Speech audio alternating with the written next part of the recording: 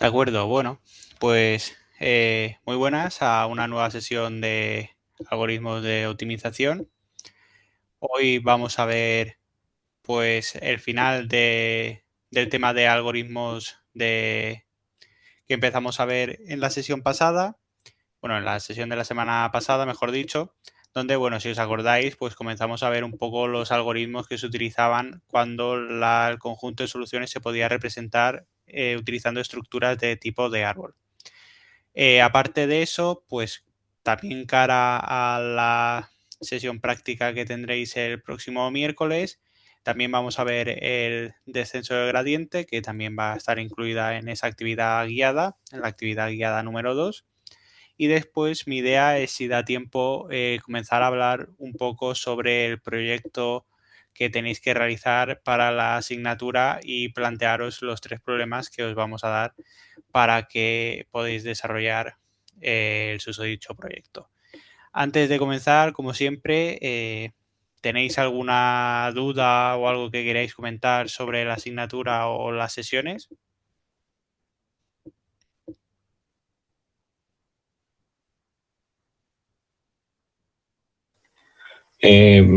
Profe, buenas tardes. Una Dime. pregunta con respecto a lo de la actividad que tenemos en 8 días para el 14. ¿Me podrías dar un poco de claridad sobre eso? Un pequeño repaso de Vale, sí. Sí, creo que te refieres a la de, si no me el estoy artículo. equivocando, el artículo, ¿no? Sí, Vale, pues el artículo ya lo tenéis disponible, ¿vale? Confirmármelo, aunque creo ya me lo dijisteis en una sesión anterior. no, no lo tengo disponible. Está de la actividad que se llama artículo científico Sí, primera es que comparación. he entrado allí hace un momento y no vi. No sé Hay, si yo. hay dos. Hay uno que todavía no está disponible y otro que sí que tiene que estar disponible. Ok, ya reviso. De hecho, bueno, el que no está disponible es el que está entre paréntesis.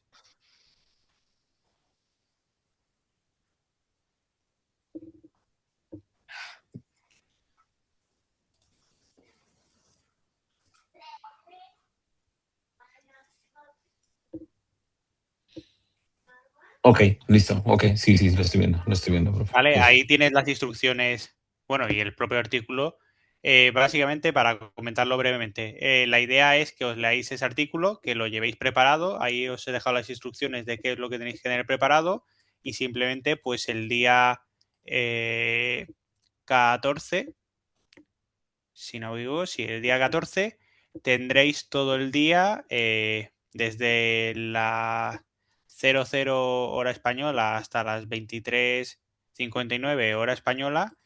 Tendréis todo, básicamente todo el día, para poder realizar el test sobre el artículo, donde se harán diferentes preguntas del propio artículo y las tendréis que responder, ¿de acuerdo? El test tendrá una duración de 20 minutos y, bueno, es recomendable que tengáis ya trabajado el test antes de comenzar la propia actividad, ¿de acuerdo?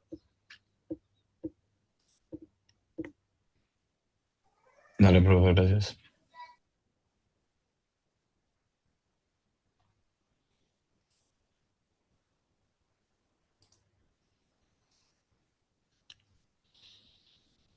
¿Alguna otra pregunta?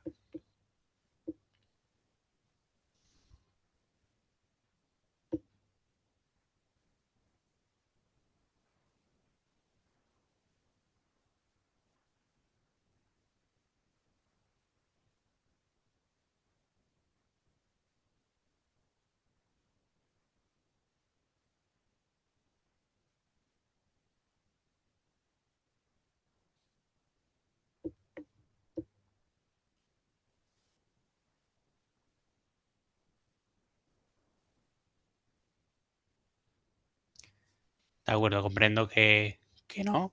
Si no, bueno, pues al final de la sesión pues también abriremos una ronda de preguntas. Vale, pues comenzamos con la sesión de hoy, ¿de acuerdo? Vamos a ver las últimas partes del temario que nos quedó por ver, del tema 3. ¿vale? Donde, bueno, si os recordáis, pues comenzamos a ver problemas tipo y comenzamos a ver algoritmos de búsqueda. Si os parece bien, voy a comenzar desde los propios algoritmos de búsqueda desde el principio, ya que, bueno, las partes que vimos, que fue la búsqueda en amplitud y en profundidad, pues lo vimos un poco rápido y ya que van a ser necesarios que lo entendáis cara a la actividad guiada número 2, pues sí que me interesa que estos conceptos los tengáis claros. ¿Vale? Entonces, bueno, pues recordando lo que vimos en la última parte de la sesión de la semana pasada, pues comenzamos a ver los algoritmos de búsqueda. Recordad que, bueno, las técnicas de este tipo de clasificación, pues persiguen la localización de uno o varios elementos con ciertas propiedades dentro de una estructura de datos. Concretamente, pues como os comentaba, de estructuras de datos de tipo árbol, y pues las técnicas principales se pueden dividir en tres categorías, que serían la búsqueda de amplitud o anchura, la búsqueda en profundidad y la última, la de ramificación y poda, que está bastante relacionada con la técnica de backtracking que vimos en sesiones pasadas y también que vimos el miércoles con el problema de las n-reinas, si os acordáis del problema. Sobre la primera categoría, que es la búsqueda en amplitud, bueno, pues se puede conocer de dos maneras, de amplitud o en anchura, o BFS si lo encontráis en la literatura anglosajona, que sería Breadth First Search. Acordaos que lo que vimos es que en este caso pues teníamos pues nuestra serie de nodos, ¿no? Con una estructura de tipo árbol.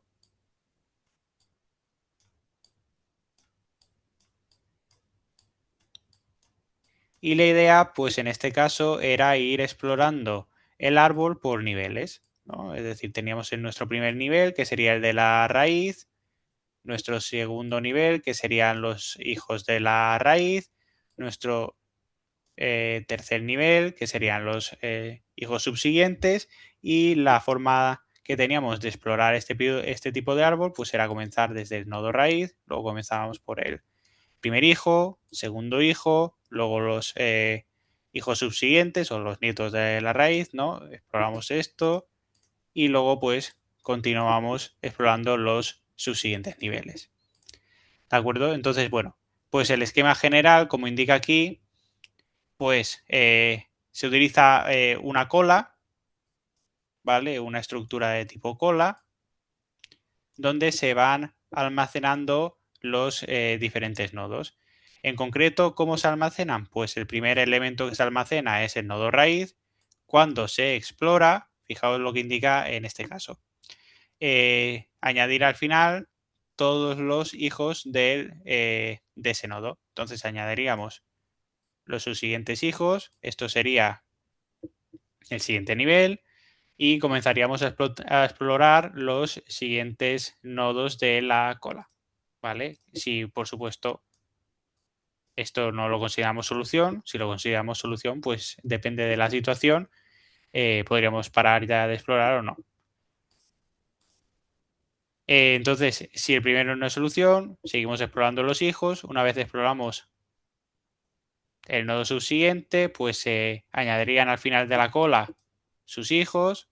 Esto ya comenzaría a construirse el nivel n, ¿vale? Y de así de forma sucesiva, pues íbamos explorando el árbol, ¿de acuerdo?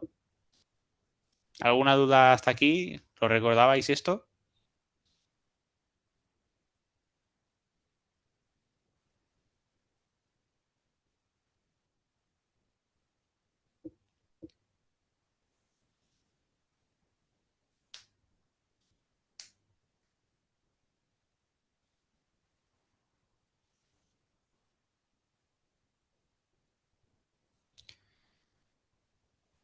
No, lo de la actividad guiada lo vamos a ver en las sesiones de actividades guiadas. ¿Vale? El viaje por el río lo veremos en la sesión práctica número 2. En las sesiones de teoría solo vamos a ver teoría. No vamos a ver nada de implementación.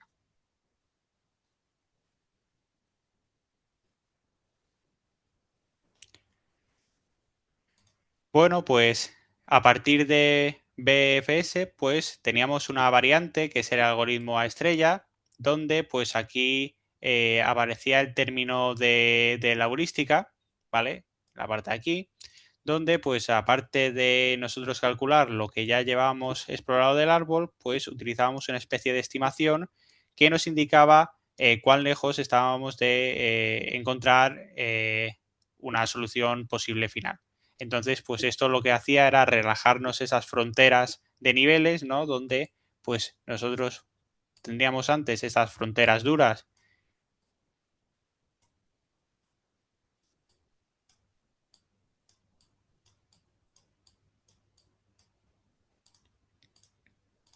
¿no? Donde antes pues íbamos de nivel en nivel. En el caso de la estrella, al utilizar esta función donde aparece esta estimación, pues nos podrían salir unas fronteras de este estilo, ¿no? Donde habían unos nodos que eran más prometedores que otros y por lo tanto, pues podrían tener cierta prioridad a la hora de ser explorados. Un ejemplo de la aplicación del algoritmo de estrella, pues era el problema de la resolución de un puzzle de esta tipología, donde nosotros pues podemos calcular a través de la utilización de la distancia Manhattan, que es una distancia que veréis en asignaturas posteriores con más profundidad, pues a través de la aplicación de esta distancia Manhattan, la cual pues se basa en la distancia de, en este caso, de un bloque respecto a su posición correcta si contásemos la distancia a través de una cuadrícula, pues por ejemplo el número 7 está a una distancia de 3, ya que el 7, como indica aquí, pues debería estar en esta posición y por lo tanto sería 1,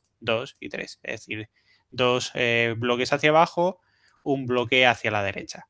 Si sumásemos todas las distancias Manhattan de todos los números que están de forma incorrecta, pues si nosotros estuviéramos en un nivel determinado del árbol, ¿vale? Pues podríamos explorar o decidir qué explorar primero, qué nodo. Por ejemplo, si aquí tenemos una distancia de 11, aquí una distancia de 3 y aquí una distancia de 20, pues si nuestra estimación es más o menos correcta, pues nuestra distancia de 3 lo que nos indica es que si empezamos a explorar por este nodo de aquí, pues tendríamos más probabilidad de llegar a una posible solución de una manera más corta.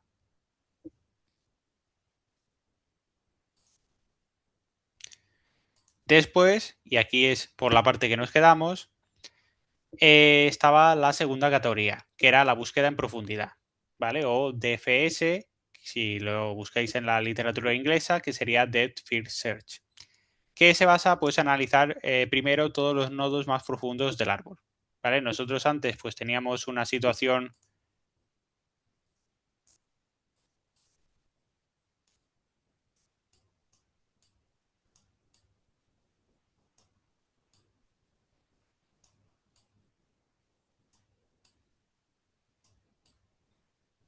Tal que así, y ahora la diferencia es que en vez de ir por niveles, nosotros íbamos a recorrer el árbol desde el principio hasta que llegásemos a un nodo final, ¿vale? Siguiendo una rama en concreto. Entonces nosotros partimos del nodo raíz, después seguiremos con el hijo y después con el hijo del hijo, así hasta llegar a un nodo hoja.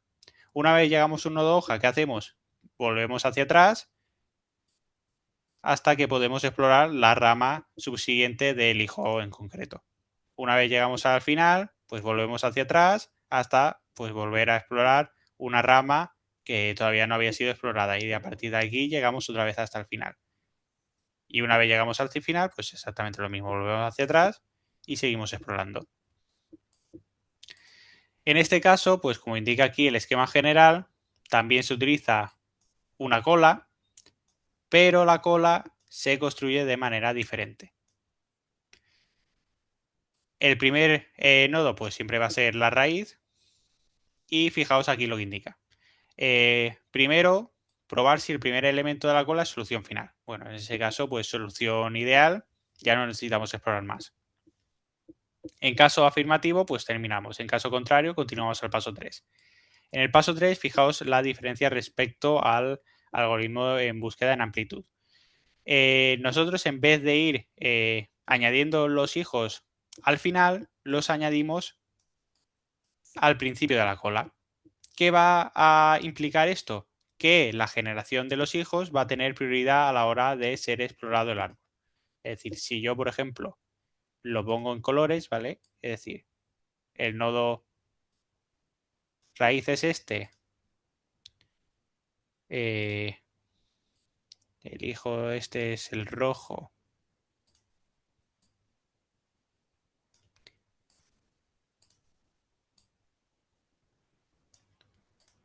y luego tengo un último, por ejemplo, amarillo, pues ¿cómo se van añadiendo los nodos a la cola? Pues primero exploro el azul. Como el azul no es solución final, este elemento se elimina de la cola. ¿Y cuál se añade? Pues se añade el hijo rojo y el hijo amarillo al principio de la cola. ¿Vale? Esto suponer que se elimina, que no existe. Entonces yo comenzaría a explorar el hijo rojo. ¿Qué pasa con el hijo rojo? Pues primero analizaría si es elemento, si es solución final. Si no es solución final, tengo que añadir sus dos hijos. ¿Dónde los añado? Pues en el caso anterior era al final, en este caso se añadirían una vez eliminado el hijo rojo en la cola, los añadiría antes del nodo amarillo, ¿vale? Entonces la situación quedaría como rosa,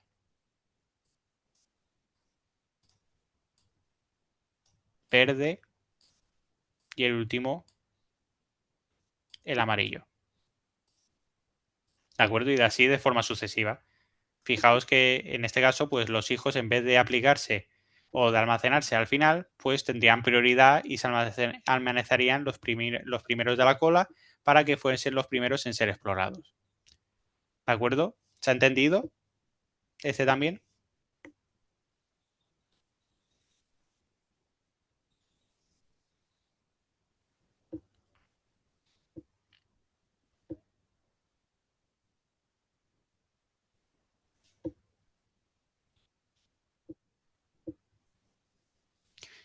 A ver, me preguntáis aquí, ¿es como una pila? Sí. Ventajas sobre búsqueda en amplitud. Depende del contexto del problema. Hay problemas que quizás por el contexto que puede suponer te puede convenir respecto a la búsqueda en profundidad. Hay otros que te puede convenir antes la búsqueda en amplitud. Te va a depender del contexto. En algunos casos, profundidad pues puede ser un poco más rápido a la hora de encontrar el problema. En algunos casos, en otros casos, pues te puede convenir hacer esa exploración más exhaustiva, por así decirlo, del algoritmo de búsqueda en amplitud.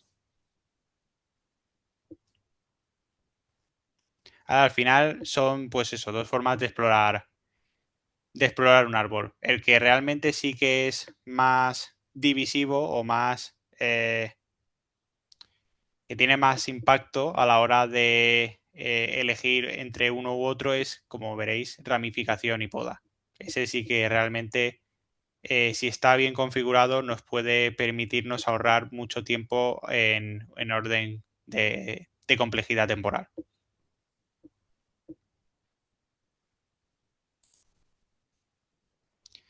Vale, y como vimos antes, pues también hay una variación que es el ascenso de colina o hill climbing, que también pues aparece este componente heurístico que, bueno, que es realmente parecido a lo que pasaba en la estrella. Fijaos que tenemos realmente la misma formulación. Tenemos el coste hasta donde hemos llegado y tenemos que sumar esa estimación a partir del valor heurístico que nosotros vamos a estimar o predecir. En este caso, vale, esto no continúa. En este caso, pues sirve para ordenar, como indica aquí, los hijos que nosotros vamos a introducir al principio de la cola. ¿Vale? Entonces, en base a este cálculo que vamos a hacer con FDN, pues nosotros esta ordenación de los hijos que vamos a añadir al principio de la cola, pues va a ser de una manera o va a ser de otra. ¿De acuerdo? Y ahora pues vamos a ver la que os comentaba, que es realmente la más interesante, ya que pues nos va a permitir, si está bien implementada, pues reducir el coste de complejidad de buscar soluciones, sobre todo en estructuras de tipo árbol, que es la técnica de ramificación y poda. Vamos a leer, bueno, primero lo que pone la transparencia y después comentamos algunas de las características. Como indica aquí, bueno, pues durante la exploración exhaustiva, que es lo que los dos métodos anteriores pues proponían, tanto en profundidad como en amplitud, es posible, en algunos casos, en algunas ocasiones, eliminar definitivamente ramas del árbol que sabemos, y esto es lo importante, a ciencia cierta, que no van a mejorar la solución encontrada. Por esa razón las podemos eliminar, porque sabemos de forma eh, tenemos una evidencia, ¿no? La sabemos de una forma científica que no van a mejorar la solución que ya hemos encontrado. Entonces, si estamos en uno de esos casos, podemos realizar una poda y ahorrarnos pues, parte de la exploración del árbol. ¿Qué es la parte interesante de este tipo de algoritmo? Que aparece lo que se denomina las cotas, tanto la cota inferior como la cota superior. Y pues para cada nodo se va a calcular la cota para las posibles soluciones alcanzables desde dicho nodo. Y esto es lo que nos va a permitir realizar la poda. Una implementación de 3 etapas, que es la selección de uno de los nodos pendientes de analizar, la ramificación, que bueno, que esto es lo que ya hemos visto que es la parte de la creación de hijos, ¿no? Y la parte de la poda, que esto es lo nuevo, que es la eliminación de los nodos que sabemos que no van a mejorar, y lo vuelvo a remarcar, la solución encontrada. Y entonces, aquí, como también pasaba con backtracking, la clave es encontrar la función de coste para estimar la cota desde cada nodo. ¿Por qué es la clave? Pues porque, como pasaba en backtracking, esta función de estimar el coste tiene que ser más barata que la exploración exhaustiva de esa rama. Es decir, no tiene sentido que yo, os voy a poner un ejemplo, yo tardo en explorar la rama con un coste lineal y que la función de coste me salga cuadrática. Es decir, en ese caso yo no estoy ganando absolutamente nada. Vamos a ver un ejemplo. Seguimos con nuestras estructuras de tipo árbol, ¿vale? Y entonces nosotros vamos a ir explorando los nodos. ¿Qué pasa? Pues que llegaremos a un nodo donde nos haremos la pregunta: ¿vale la pena explorar los nodos de esta rama? Entonces, pues a partir de el cálculo que vamos a hacer de la cota inferior y la cota superior, depende del problema, pues nos quedaremos con una cota, ya sea la inferior o ya sea la superior, pues vamos a poder elegir si esa rama es propensa a ser podada o, por el contrario, pues no podemos realizar esa poda. Lo que sí que sabemos es que al final de esta rama lo que vamos a encontrar pues es un valor esperado m, que va a ser pues previsiblemente una posible solución. Vale, entonces yo os voy a dar pues aquí un pequeño ejemplo para entender estos conceptos que he introducido.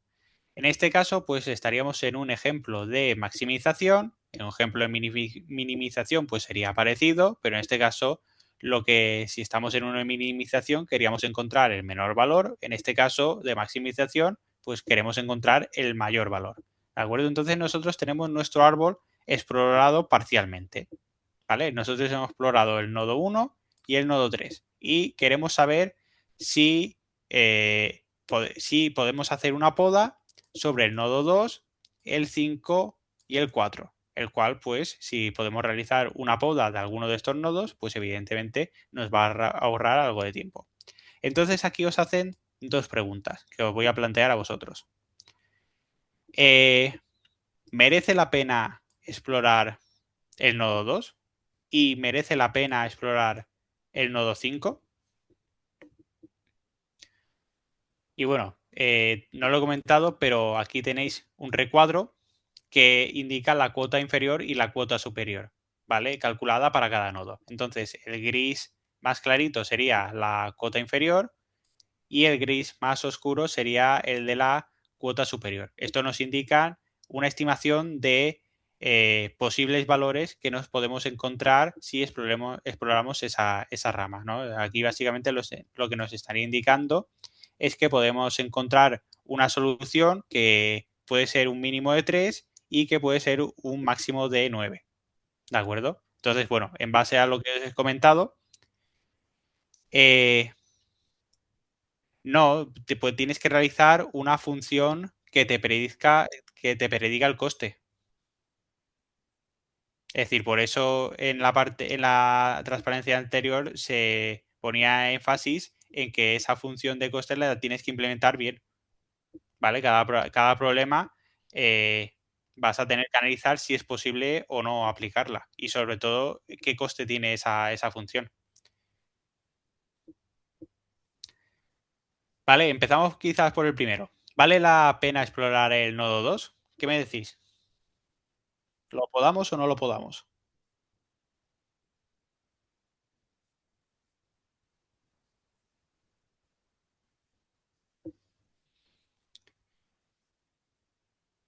Vale, creo que hay consenso de noes. Básicamente, el veredicto es que esta rama se poda. Vamos a hacer un pequeño análisis. Nosotros queremos maximizar.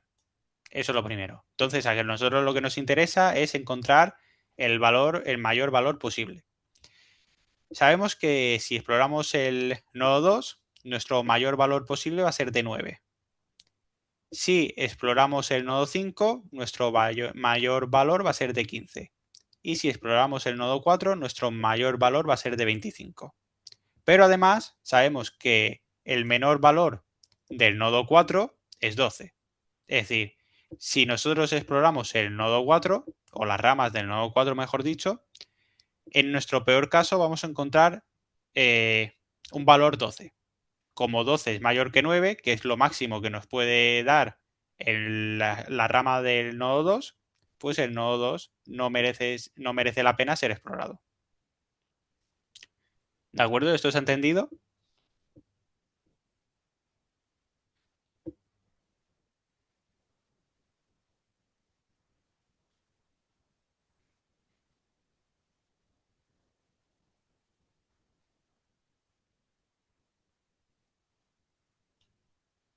Básicamente es mi cuota inferior de 4 es mayor que mi cuota superior de 2.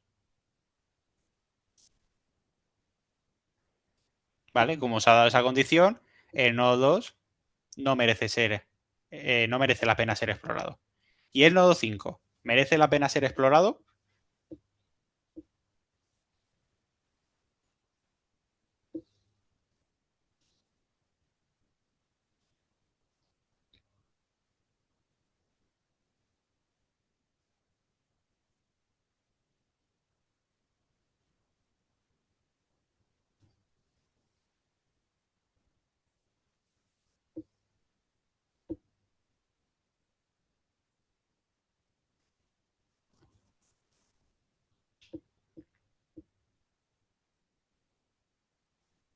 ¿Vale? Más o menos el veredicto veo que merece la pena ser explorado. Y en efecto, sí, merece la pena ser explorado. Si alguien dice que no, es que le gusta mucho el riesgo. Eh, ¿Por qué merece la pena ser explorado? Pues porque la cuota inferior del nodo 5 es 2, pero la superior es 15. ¿Qué pasa? Que la inferior de 4 es 12. Entonces, imaginamos que nosotros no exploramos el 5 y nos quedamos con 12, ¿vale? Porque únicamente hemos explorado la rama de 4, ¿vale? Llegamos aquí y llegamos al 12. Y resulta que en nuestro nodo 5 en efecto estaba el 15. ¿Qué hemos hecho? Hemos descartado una solución que es válida. Entonces, como en este caso no tenemos la evidencia de que la cuota inferior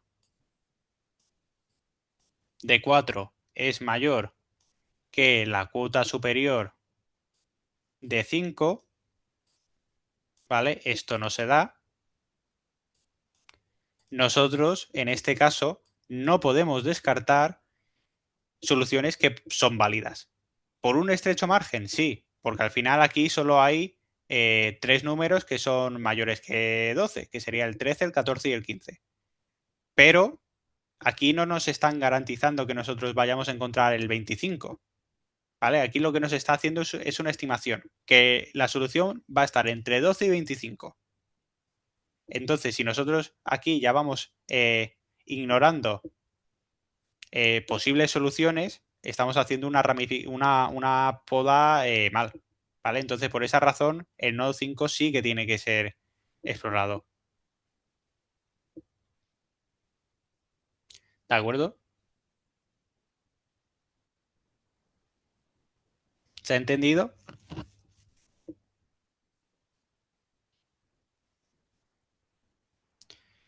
No, no necesariamente. Verás, en la actividad guiada verás un ejemplo de cómo se va a calcular la cuota sin necesidad de explorar el árbol en profundidad.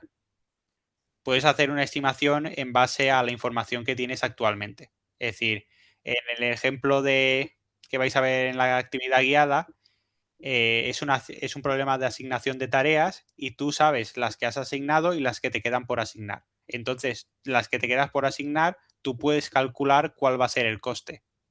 Puedes estimar, mejor dicho, cuál va a ser el coste inferior y superior. Y entonces, en base a esa estimación, hacer las cuotas. Es decir, no es necesario explorar el árbol.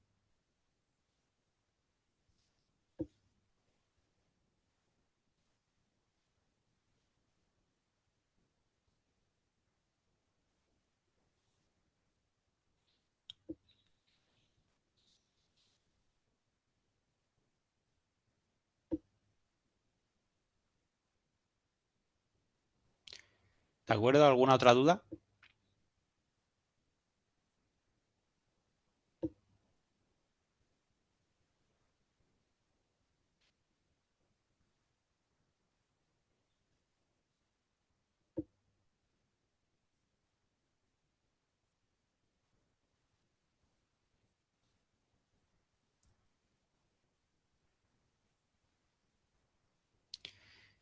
Si la cuota inferior de 5 y la superior...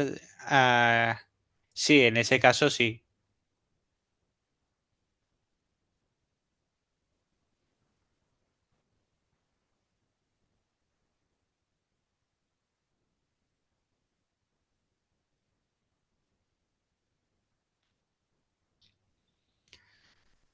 Vale, todo este problema lo tenéis también explicado aquí, que esto, bueno, supongo que a lo que te referías, el menor igual, lo tenéis más explicado de forma más detallada aquí, por si lo queréis revisar más adelante, de, bueno, por qué uno sí que se descarta y por qué el otro sí que merece ser visitado.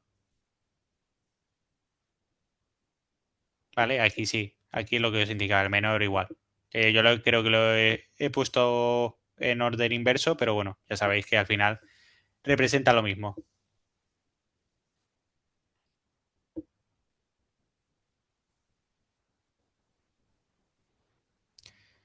¿De acuerdo?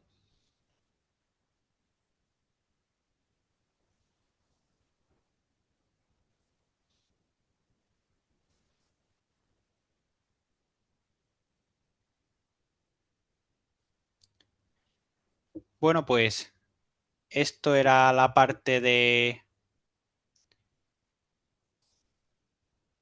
ramificación y poda. Como indica aquí, pues propiedades interesantes. Se puede ver como una mejora de la técnica de vuelta atrás, pues, por ejemplo, para el problema de las cuatro reinas que hemos visto en teoría y en la práctica ya. No es necesario almacenar todo el árbol de soluciones, sino que se guarda pues un listado de los nodos que están vivos, ¿no? De los nodos generados pero que aún no han sido evaluados. Y luego pues se utiliza en juegos completos con adversarios como por ejemplo el Minimax. Aquí os dejo pues un artículo si os interesa más de este asunto. También, bueno, pues también os dejo si queréis conocer qué es el Minimax y juegos de adversario. Básicamente, pues se trata de una aplicación de algoritmos de búsqueda en juegos completo con adversario, donde pues aparece lo que se llama poda alfabeta que se podan las ramas que se prevé que no van a ser buenas soluciones para ambos jugadores. Entonces, bueno, como curiosidad y como resumen, pues en general los algoritmos de búsqueda son adecuados cuando el espacio de soluciones posibles es asequible y dejan de tener efectividad para árboles muy extensos, como bueno, creo que es previsible. Y aquí, bueno, pues os pone dos ejemplos, ¿no? Tratar de resolver el juego del ajedrez por estos métodos resulta un poco ingenuo, dada la cantidad de posibilidades para los movimientos. Bueno, no sé si hay aquí mucho fan del ajedrez, yo soy un poco, pero bueno, hay horas y horas de literatura sobre, por ejemplo, posibles aperturas de, que se puedan realizar a la hora de jugar al ajedrez y sobre todo también si te toca en primero o en segundo turno. Y bueno, pues por ejemplo para otro tipo de juegos como el 3 en raya o el 4 en raya, que creo que alguno me lo comentó en alguna sesión pasada, pues en estos casos pues sí que es más factible pues utilizar algoritmos de búsqueda. Sí, como indica aquí, aperturas y sistemas, bueno, hay una literatura importante. Y bueno, y por si queréis comentar en el foro algún tema relacionado con algoritmos de búsqueda, pues os propongo este problema, ¿vale? Es el problema del 8 puzzle o el puzzle en 8, en cual pues es un puzzle que consiste en un área dividida en una cuadrícula de 3 por 3, hay 8 fichas y hay una vacía. Una ficha que está al lado del cuadrado vacío se puede mover al espacio vacío, dejando por tanto su posición vacía a su vez. ¿Vale? Y las fichas están numeradas del 1 al 8 y de modo que cada ficha se puede identificar de forma única. Pues bueno, es un problema que ya hemos visto anteriormente con el eh, algoritmo de A estrella. Y por si queréis intentar pues analizar este problema y dar eh, una posible una forma de solucionarlo, pues os lo dejo aquí como propuesta. ¿De acuerdo? Y si no me equivoco, este tema ya ha finalizado y por lo tanto, pues continúo al siguiente. Una pregunta antes de que sigas. Para este problema que propones, ¿propones que lo hagamos por algún algoritmo de búsqueda en particular o el que queramos? No, el que queráis, es decir, este es un problema para que exploréis. Vale, de acuerdo. Gracias.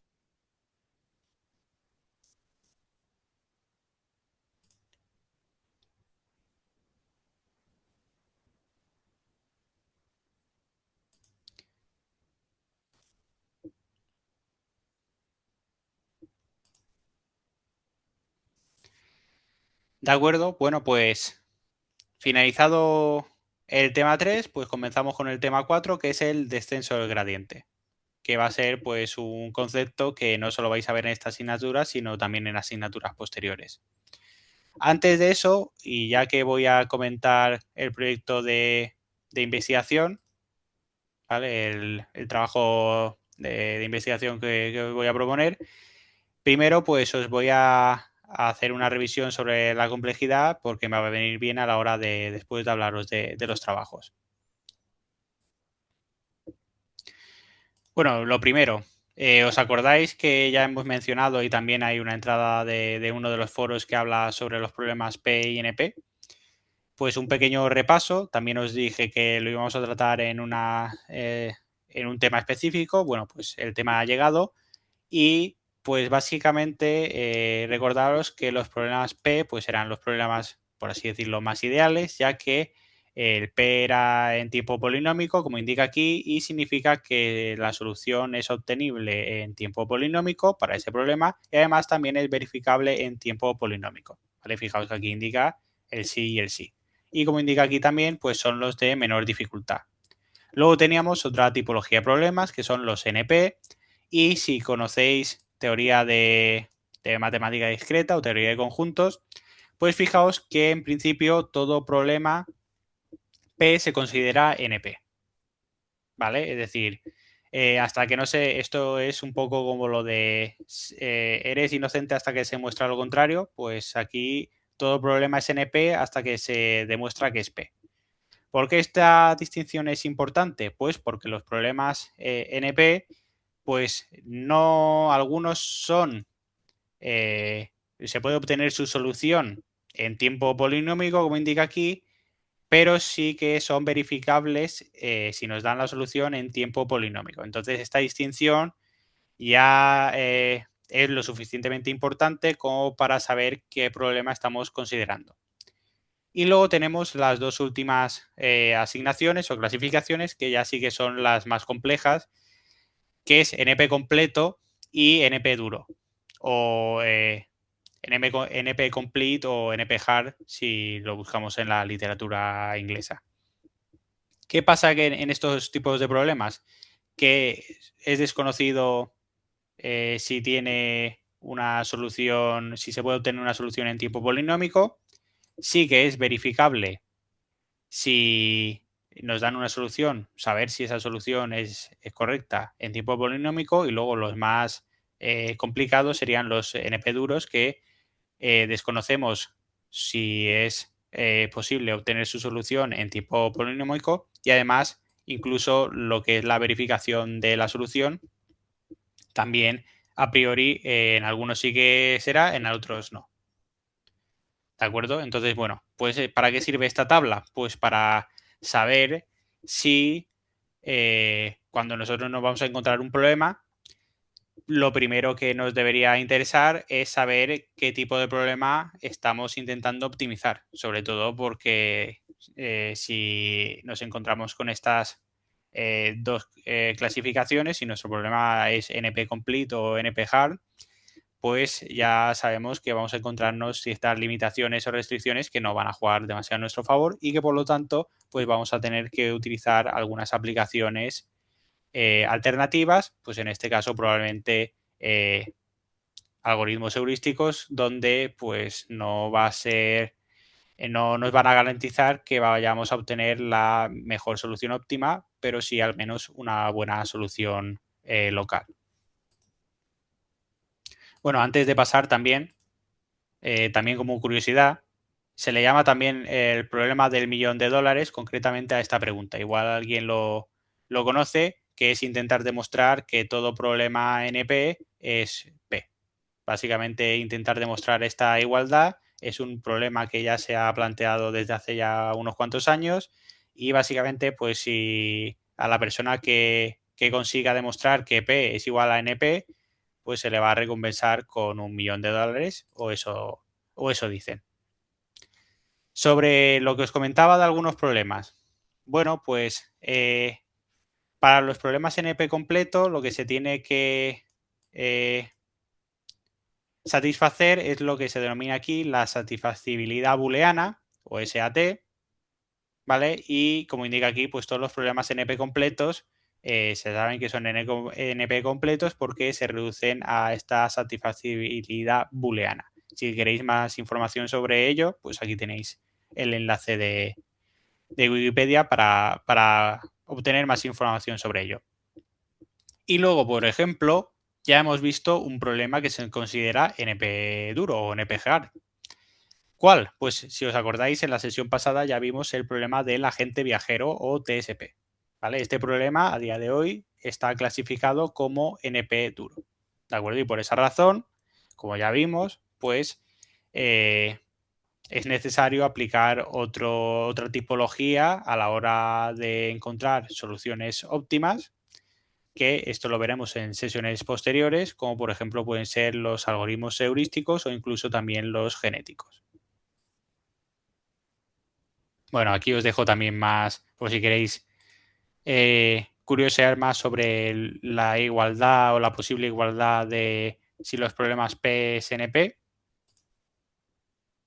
Y bueno, aquí como repaso, pues os recuerdo cuáles son las operaciones elementales que nosotros consideramos a la hora de calcular la complejidad. ¿Por qué? Bueno, pues porque en el proyecto de que vais a tener que realizar para la asignatura, una de las preguntas va a ser calcular la complejidad del algoritmo o de la solución que vosotros vayáis a proponer. Entonces, bueno, recordaos que teníamos una serie de operaciones elementales como la suma, la resta, la multiplicación y la división, las asignaciones también, las condiciones llamadas a funciones externas y retornos también eran operaciones elementales y los accesos a estructuras a datos, ¿de acuerdo? Entonces, estas operaciones, este conjunto de operaciones, pues vale 1, ¿vale? Todo esto pues valdría 1.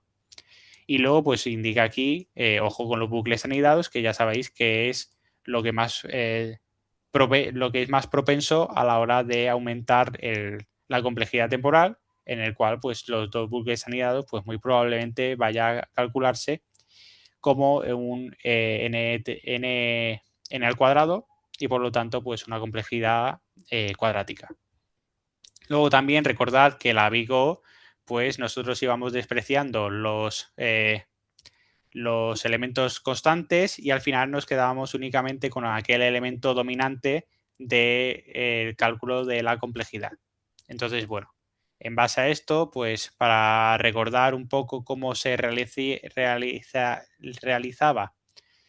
toda la parte del cálculo, pues os propongo este algoritmo donde, bueno, si os parece lo vamos a resolver brevemente en estos minutos, el cual, bueno, lo primero que os quiero indicar es que aquí, en este caso, esta asignación de 3,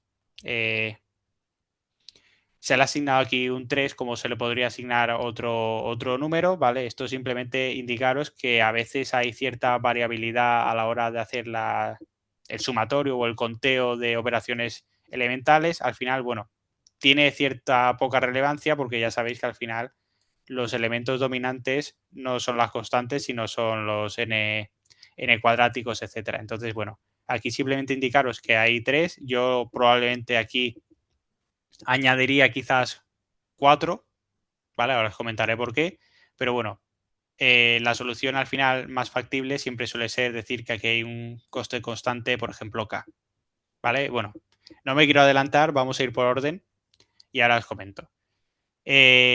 Vamos a contar operaciones y vamos a intentar saber por qué aparece este total de 7 por n cuadrado más 4.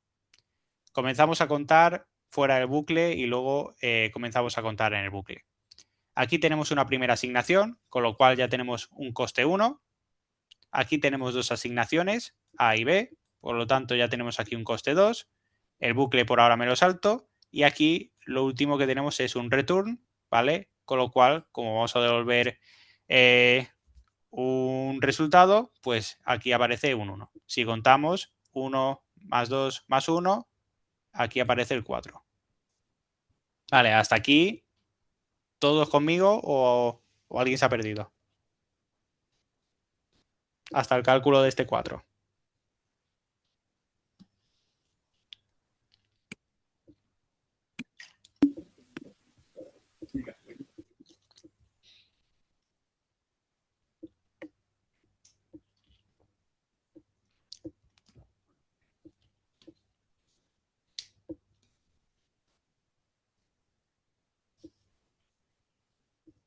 Vale, no sé si había alguna pregunta, ya que creo que alguien ha abierto el micro.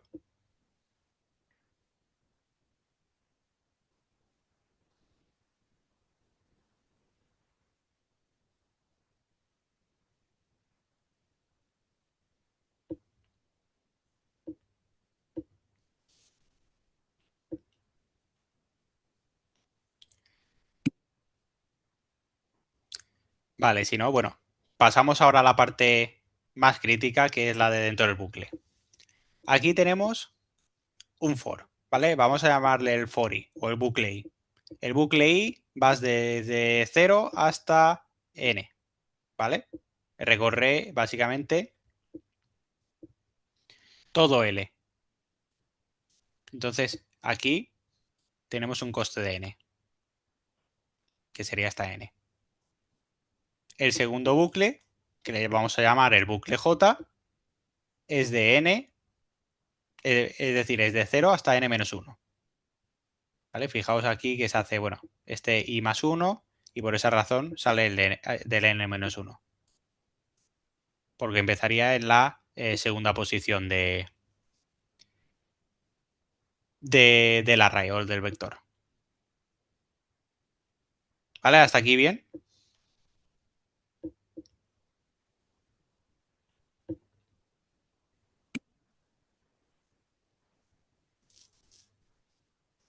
De todas formas, aquí como indica, el menos 1 lo despreciaríamos y simplemente nos quedaríamos con la aproximación de que, como son dos bucles anidados, es n cuadrado. ¿Vale? Aquí ya realizamos esa simplificación. Bien, vamos a contar qué se hace dentro del bucle. Dentro del bucle se hace una asignación, que sería la asignación de d igual, y se hace una llamada a una función, que en este caso es distancia. Aquí, lo que os comentaba, asigna un coste de 3. Aquí cada uno puede asignar un coste más o menos variable. ¿Por qué? Pues porque el cálculo de la distancia realmente no sabemos exactamente cómo hace el cálculo de la distancia y probablemente esté entre 3, 4 de coste. Como no sabemos exactamente cuál va a ser su coste final, pues mejor poner que va a tener un coste constante k. ¿De acuerdo? ¿Por qué? Pues porque como está llamada a la función distancia, no sabemos exactamente qué hace, ¿vale? No está dentro de este código, pues simplemente vamos a decir que tiene un coste k, un coste constante k. Lo que sí podemos calcular son los siguientes, es decir, podemos calcular que esta comparación va a tener un coste de 1, que esta asignación va a tener un coste de 2, es decir, fijaos que aquí se asigna a A y a B, y que esta asignación de mejor distancia igual D va a tener otra asignación de 1. Si contamos, pues probablemente tenemos un K más 1, 2, 3, 4, si no me he equivocado. ¿Vale? Si volvemos aquí al total, si K lo sustituyésemos por ese 3, pues de aquí sale el 7.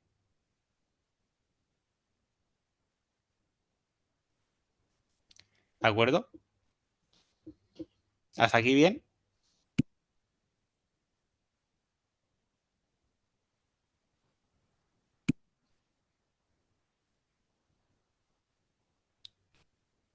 ¿No a qué os referís? No quedó claro con respecto a la asignación a ese 7. ¿El qué? ¿Qué? ¿Puedes repetir? En la parte del 7, lo que dijiste, acabaste de decir de una Ah, vale. asignación del 7. Sí, mejor, quizá mejor si lo pongo aquí, así. Es decir, K, nosotros hemos calculado que sería K más 4 por n cuadrado más 4. Hasta aquí, ¿me seguís de dónde he sacado todos los valores? Sí. Vale, si yo K lo sustituyo por el 3 este, ¿vale? 4, 5, 6, 7, ¿vale? De aquí me sale este 7, de sustituir K por 3. Ok, pero el 3 estás haciendo por el posicionamiento por los parámetros que estás enviando y la asignación a la variable de, ¿sí? Sí, pero es lo que Ok. digo, mejor para no eh, hacerlo demasiado exacto, porque ya digo, ese 3 para mí es variable, es mejor ponerlo como un K. Simplemente quería explicaros de dónde saldría ese 7. Ok. ¿Vale? Para mí la asignación correcta sería la que os indico aquí, esta. ¿Vale? Que esto al final, pues nos da igual. ¿Por qué? Pues porque la Vigo al final lo que nos vamos a quedar es con el parámetro dominante que es n cuadrado. ¿Vale? Que es lo que indica aquí. ¿Vale? Es decir, al final toda esta operación, con lo que nos vamos a quedar es el factor dominante. ¿Y cuál es el factor dominante? Pues nuestro factor cuadrático.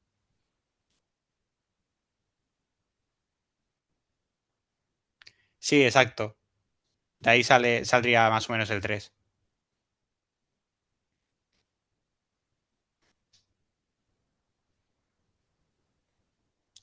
Vale. ¿Habéis comprendido de dónde sale el apico de n al cuadrado?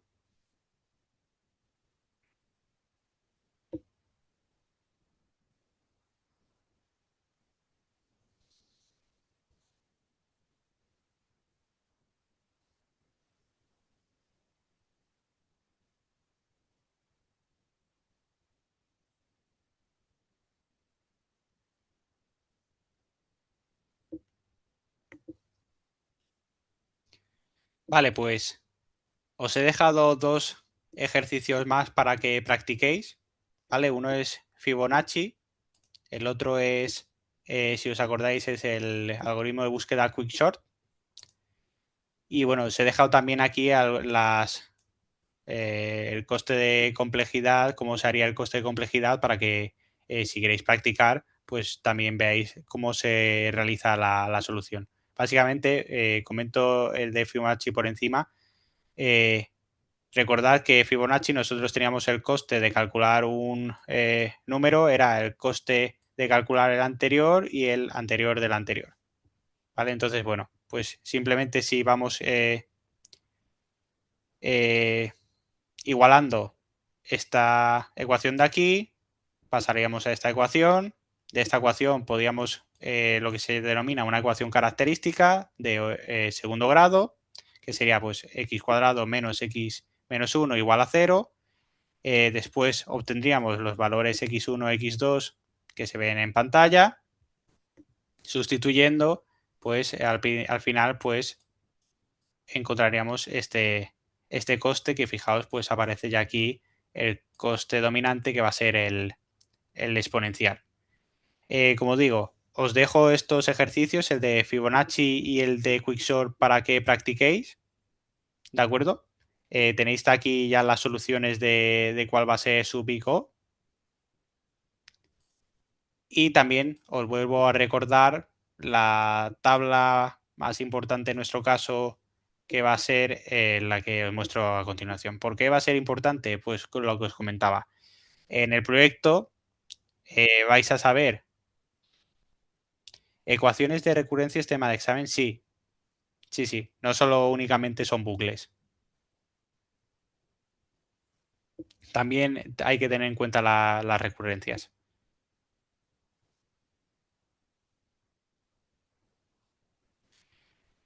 Entonces, como os comentaba, pues vamos a tener esta tabla siempre presente. ¿Por qué? Pues porque en el proyecto, cuando vayáis a proponer vuestro algoritmo, vais a tener que hacer su análisis de complejidad. ¿Y cómo vais a saber si el análisis de complejidad que vosotros habéis realizado es un buen orden? Pues acordaos, nosotros tenemos una primera clasificación que sería la ideal, que sería el orden constante, el logarítmico y el lineal.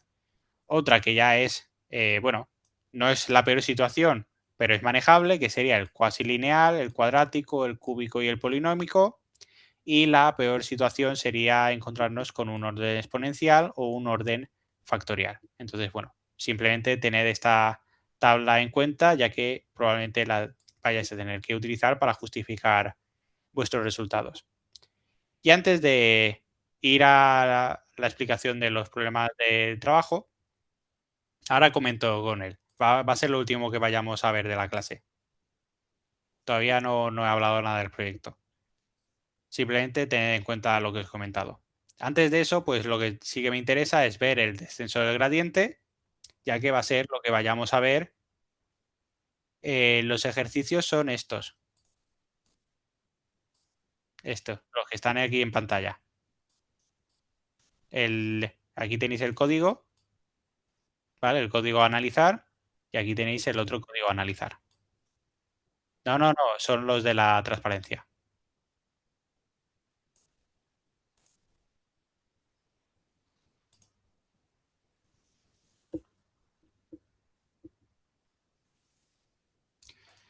Bueno, como os comentaba, descenso del gradiente. Lo vamos a ver también cómo se aplica en la actividad guiada número 2, es decir, en la del próximo miércoles. ¿Qué es el descenso del gradiente y por qué va a aparecer? Sí, los ejercicios son los de esta sesión. ¿Y por qué va a aparecer en sucesivas asignaturas, como ya veréis, en aprendizaje supervisado, en no supervisado, en redes neuronales, etcétera? Va a ser un término que vais a ver con bastante asiduidad. Aquí, bueno, pues vais a ver un concepto introductorio del descenso del gradiente. También existe el ascenso del gradiente, por si alguno también lo conoce. Entonces, bueno, la definición, pues es un algoritmo iterativo de optimización para encontrar valores mínimos, en este caso porque estamos en un descenso, para funciones multivariables convexas y diferenciables, y por lo tanto continuas. ¿Vale? El ascenso del gradiente pues sería lo mismo que aquí, pero en vez de encontrar valores mínimos, queríamos encontrar los máximos. ¿Vale? Si no conocéis exactamente el término de convexo, pues aquí os he dejado dos ejemplos de una convexidad y de una no convexidad. ¿Vale? Esta sería la convexa y esta sería la no convexa. Lo indica aquí abajo. No sé si se ve suficientemente bien. ¿Cuál es la diferencia? Pues que si yo realizo una unión entre dos puntos, ¿vale? Me voy a la convexa, por ejemplo, del punto W y el punto Z, en ningún momento la función supera a la línea que une ambos puntos, ¿vale? Fijaos que aquí en ningún punto la función supera esta línea de dos puntos. Si no es convexa, esto no sucede. Es decir, aquí yo uno el punto W y el punto Z y fijaos que aquí hay dos partes donde la función supera a mi línea recta. ¿Vale? Entonces, en este caso, pues la función pues no es convexa. ¿Vale? ¿Por qué esto va a tener importancia? Porque, como vamos a ver, el descenso del gradiente, si es convexa, nos va a dar el mínimo global. ¿Vale? En este caso, pues nos daría, si está bien configurado, ese mínimo. ¿Qué ocurriría en este caso, si no es convexa? Pues que se puede quedar atrapado en mínimos locales, como por ejemplo este. Fijaos que aquí este no es el mínimo global, ¿vale? Aquí el mínimo global sería este. Pero puede darse la situación que se quede estancada en ese mínimo local. ¿De acuerdo? ¿Se ha entendido qué es el descenso del gradiente? Al menos a nivel básico.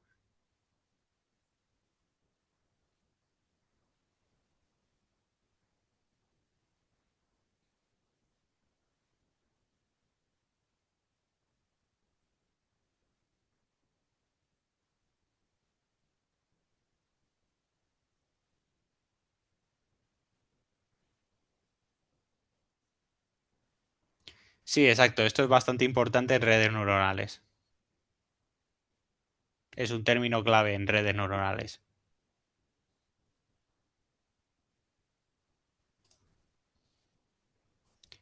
Que bueno, que lo veréis ya en la propia asignatura de redes neuronales.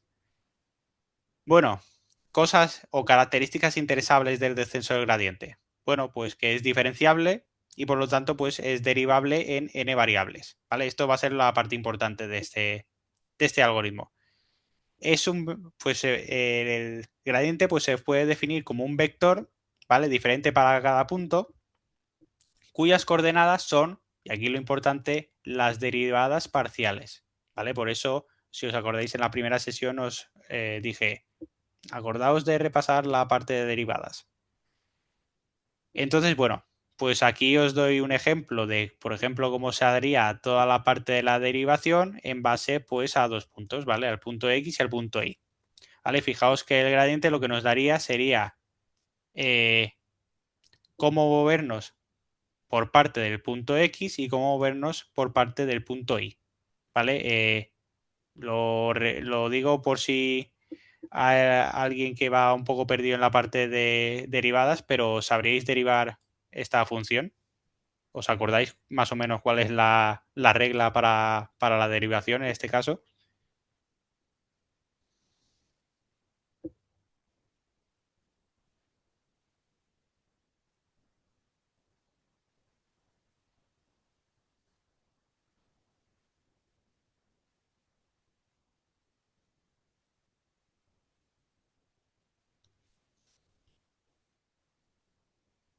En este caso sería sencillo, ya que, bueno, es bajo exponente y le resto 1. ¿Vale? Aquí os he indicado más o menos cómo se haría la derivación. Fijaos que el x al cuadrado pues sería el 2x, el 2x se traduce en 2, el y al cuadrado sería 2y, el y al cubo sería 3y al cuadrado, y luego el producto conjunto de x e y pues sería en esta parte de aquí sería la y en esta parte de aquí sería la x.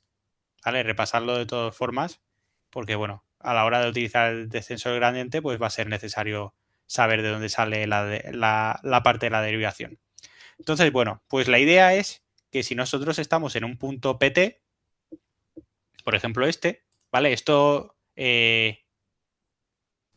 mirarlo como una idea de espacial, ¿vale? No como círculos concéntricos. Si lo mirásemos de frente sería como una especie de cono, ¿no? Como una especie así, ¿vale? No sé si me estoy explicando. Vale, nosotros partiríamos de aquí y nosotros queríamos llegar al mínimo que está abajo del todo.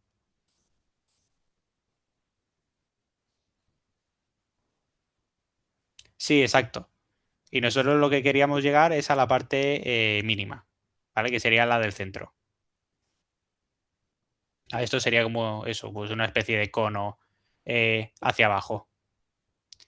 Entonces nosotros partimos del punto P. ¿Qué nos da el descenso? El descenso lo que nos va a dar es la dirección de movimiento para nosotros descender más rápido para llegar a ese punto mínimo, ¿vale? Entonces fijaos, nosotros al punto P le restamos lo que va a ser nuestro gradiente, ¿vale? Que es se formula de esta manera. Y aparece un término que es el alfa. Este término alfa es lo que se denomina el learning rate, ¿vale? O la tasa de aprendizaje. ¿Y qué es la tasa de aprendizaje? Pues es lo grande o lo pequeño que nosotros vamos a ir haciendo esos saltos al descenso, ¿vale? Aquí tenéis dos ejemplos de un descenso muy pequeño y un descenso muy grande, ¿vale? Si alfa es muy pequeño, fijaos lo que ocurre. Parece que estamos haciendo como pasitos de hormiguitas, ¿no? Vamos a ir rebajando de forma muy lenta, pero de forma muy constante. ¿Cuál va a ser el problema en este caso? Pues que si nosotros tenemos un problema de tiempo, es decir, si para calcular esto se nos va de tiempo, pues en este caso lo que estamos haciendo es un mal descenso, ¿de acuerdo? O tenemos también un problema de máximo número de iteraciones. Al final, pues en la vida real, pues tenemos unos recursos limitados y no podemos dejar, pues, por ejemplo, que una función esté, no sé, un tiempo considerable para simplemente calcular cuál es el mínimo de una función convexa. Pero si alfa es muy grande, fijaos lo que pasa. Tengo lo que sería como el efecto péndulo, ¿no? Yo voy saltando de un sitio a otro, dando extremos, llegando, pues, por ejemplo, a un punto donde imaginaos aquí, si yo estoy en el punto P y alfa es muy grande, yo puedo dar el salto hasta aquí y si hago el mismo learning rate, puedo volver a pegar el salto más o menos a la misma posición inicial. ¿De acuerdo? Entonces, bueno, lo importante es que el learning rate va a ser un factor fundamental, un parámetro fundamental que va a depender de nosotros y que por lo tanto va a depender del éxito o el no éxito de nosotros encontrar ese mínimo. ¿Qué es lo que se suele hacer en la práctica? Bueno, lo primero de todo que os quiero indicar es que no existe una solución ideal. En este caso no existe una solución mágica que nos vaya a dar nuestro alfa perfecto. ¿De acuerdo? Entonces, ¿qué es lo que se suele hacer? Pues se suele hacer un alfa dinámico, donde se empieza pegando de grandes saltos y cuando estamos llegando al final, damos saltos más pequeñitos. ¿Vale? Que es lo que indica aquí. Primero, pegamos saltos relativamente grandes, ¿vale? Que sería toda esta parte de aquí. Y cuando nos estamos acercando a la solución, que ¿cómo lo sabemos? En base a estas dos propiedades, depende de la magnitud del gradiente y la cantidad de iteraciones que hemos realizado. Os hago aquí una pregunta. Si el gradiente al final su objetivo es cero, ¿cómo sabemos que nos estamos acercando a la solución? ¿A alguien se le ocurre?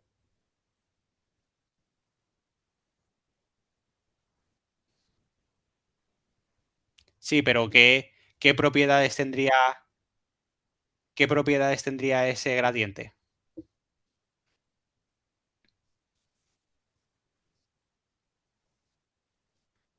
Exacto, que cada vez se estaría aproximando a cero. ¿Vale? Entonces, ese es un indicativo de que nosotros nos estamos ya acercando a una solución.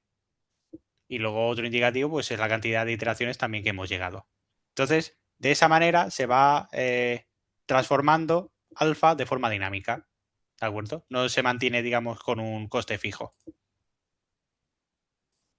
Aquí tenéis, pues, cuál serían los pasos del gradiente. Nosotros, pues, en realidad ya lo hemos visto. Partimos de nuestro punto cero, vamos calculando el gradiente, calculamos la dirección, vemos cuál es la dirección a optimizar, generamos el vector, hacemos ese descenso y básicamente, pues, vamos iterando hasta que encontramos el óptimo, evaluamos la función y básicamente, pues, devolvemos el óptimo. En este caso, pues, sería el mínimo.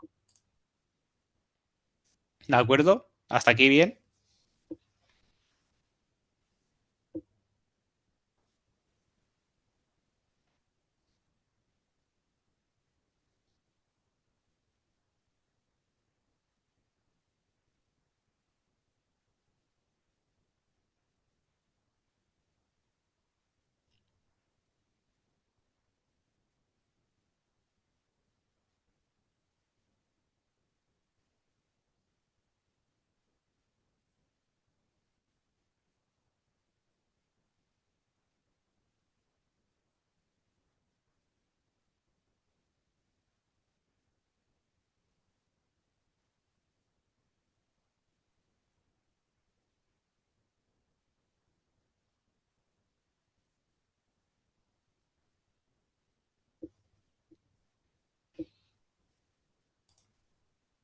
Entiendo que sí.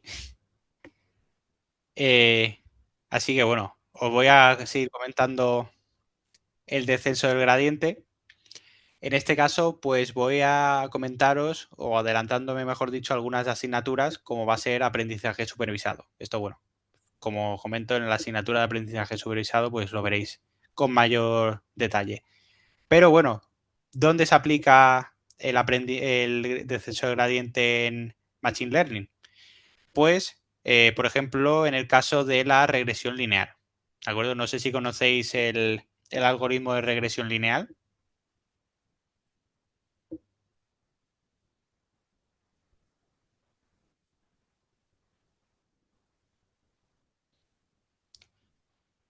Vale, el ejemplo que yo siempre suelo poner es. No, no, no deberíais. Es simplemente una curiosidad. Eh, Básicamente, el ejemplo que yo suelo poner es si imaginamos que nosotros tenemos una base de datos, ¿vale? Donde nosotros tenemos el precio el precio de las casas en una determinada ciudad. Y nosotros queremos saber a qué precio ponemos nuevas casas. Entonces, para ese problema, una posible solución es utilizar la regresión lineal. ¿Vale? Imaginaros que nuestro dataset es este, o nuestra base de datos, nuestro grupo de datos. Este, bueno, sería un poco surrealista porque tenemos valores negativos, pero imaginaos que no tenemos esos valores negativos.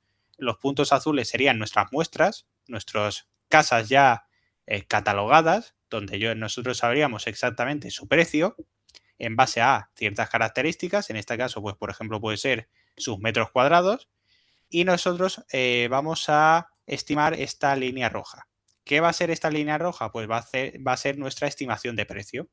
¿Vale? Esta línea roja, pues evidentemente va a tener un error, ya que no es común ni tampoco recomendable que se vaya a ajustar exactamente al precio que tengan, pues por ejemplo, las viviendas o las casas.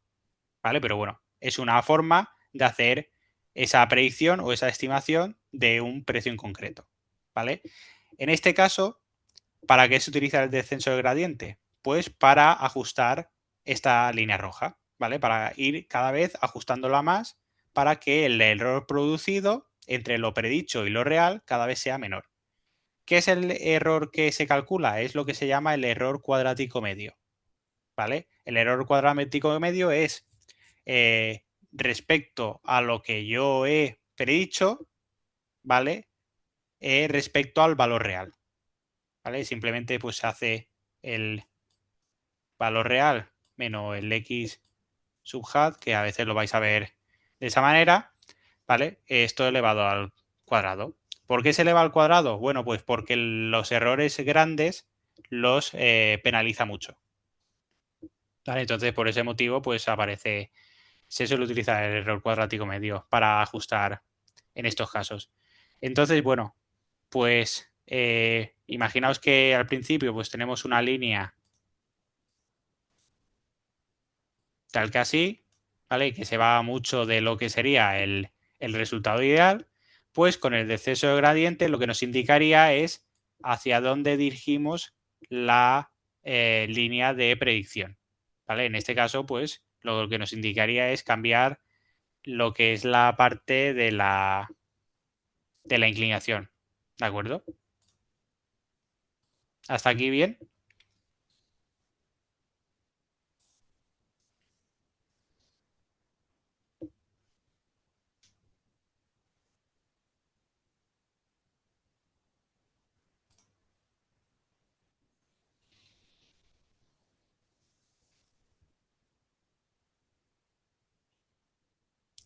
Dejadme que os dé una última anotación aquí.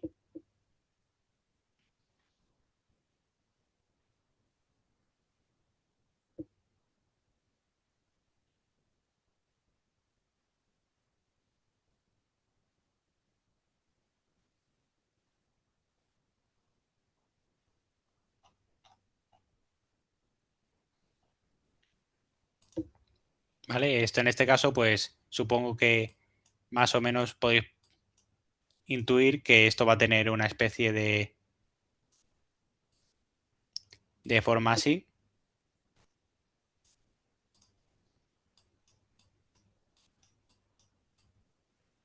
¿vale? Donde la m sería la pendiente y la b sería el intercepto. Y básicamente lo que hace el gradiente, pues es encontrar los valores de m y b que se ajustan mejor a los datos, ¿vale? Estos dos valores.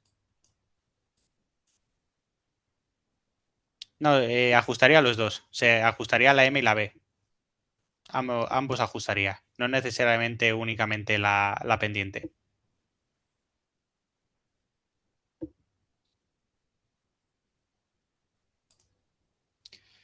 Luego hay otra tipología de problema, que no es la regresión lineal, que es la clasificación lineal. En este caso, pues tenemos dos grupos y queremos saber cómo separarlos, ¿vale? En este caso, fijaos que empezaríamos con unas separaciones totalmente aleatorias y gracias al descenso del gradiente o a la utilización del descenso del gradiente, nosotros iríamos ajustando esas líneas para poder separar mejor los datos. ¿Vale? Algo parecido aquí. Tendríamos en este caso tres opciones, la línea B, la C y la A. Normalmente la que se suele seleccionar, como indica aquí, es la línea que mejor separa con mayor distancia ambos conjuntos, no solo uno. En este caso, pues sería la C, donde pues separa tanto de mayor manera el conjunto azul como al conjunto rojo. Bueno, simplemente un detalle que ya digo, esto lo veréis mejor en aprendizaje supervisado. Pero sí que sepáis que el descenso gradiente pues, nos permite ir ajustando estas líneas que al principio, pues, por ejemplo, pueden producirse de forma aleatoria. Luego, partes importantes que hay que tener también en cuenta, aunque ya digo, esto es más terreno de aprendizaje supervisado, pues lo que se suele denominar como sobreajuste o overfitting, que sería esta línea de aquí, la A. ¿Por qué en este caso A está sobreajustando? Pues porque pese a que está separando bien ambos conjuntos, este punto de aquí se podría catalogarse como outlier, ruido o elemento excepcional, por así decirlo, ¿no? Entonces, en muchas ocasiones, pues habrá que identificar estos outliers y ver qué se hace con ellos o tratarlos de alguna manera. ¿Por qué? Pues porque si los tenemos en cuenta, pues nos puede empeorar toda la parte de clasificación, en este caso, como se ve en la pantalla, ya que B pues sí que sería esta línea que separaría de forma más natural o a priori más natural entre los conjuntos azules y los rojos.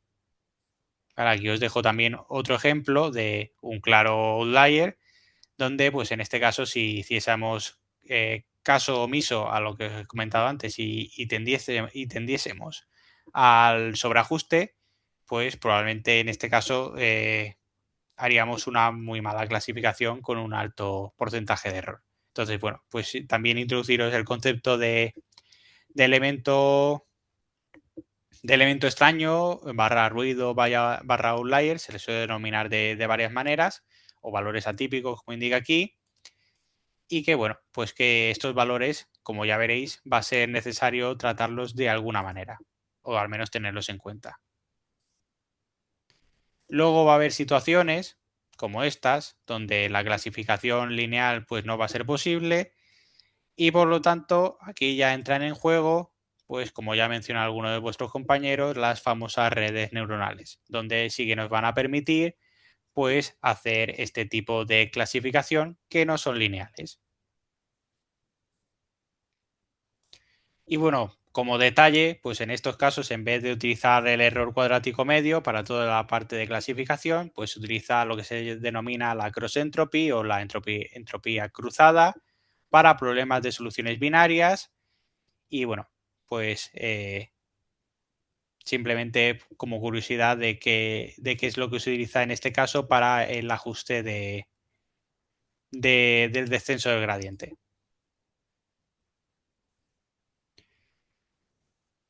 Ahora, hablando ya así temas quizás más interesantes cara a esta asignatura, no tanto para aprendizaje supervisado, que ya la veréis largo y tendido, es cómo se aplica el descenso de gradiente cuando nosotros tenemos una gran cantidad de datos, ¿vale? Porque antes lo que hemos visto es el ejemplo con un único punto.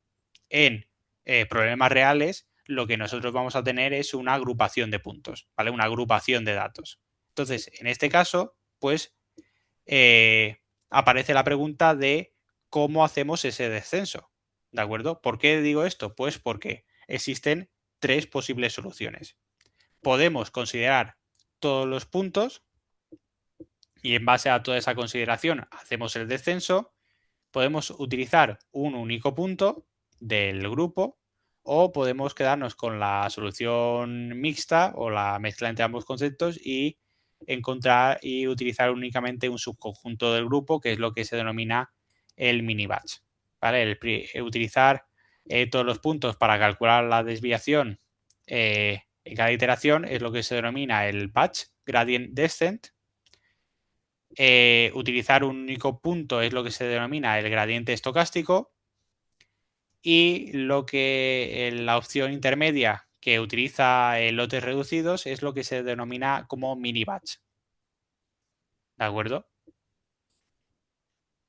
Entonces aquí, bueno, pues os pongo un ejemplo de cuál es la diferencia entre utilizar uno u otros. Realmente la gran diferencia va a venir por el coste computacional. Es decir, si nosotros tenemos, pues por ejemplo, no sé, un, dataset o una base de datos con, vamos a poner, 1000 filas, utilizar un batch gradient descent, pues por coste temporal no nos va a costar demasiado, ¿vale? Sobre todo con las tecnologías actuales.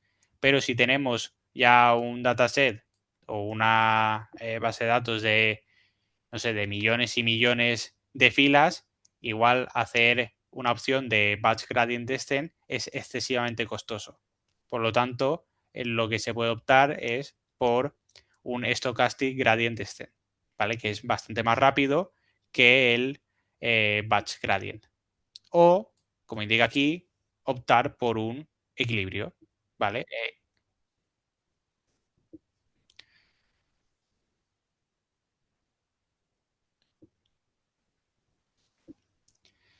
Depende del problema. Y quizá en tu problema sí que se diese esa problemática que me comentas. ¿vale? Aquí fijaos lo que... En este caso, bueno, esto es un caso bastante sencillito. Aquí seguiríamos con nuestro cono, ¿vale? Fijaos cómo el batch gradient, nosotros partiríamos de aquí y sí que haríamos ese descenso de una manera constante, ¿vale? Constante y segura, pero lenta, ¿vale? Entonces, cuidado con esto. Si utilizamos el stochastic, en el cual pues solo consideraríamos un único punto, fijaos que los saltos que pega es cierto que son así como más erráticos, pero al final también llegaría a ese punto mínimo global. Como indica aquí, es muy rápido, pero es muy disperso.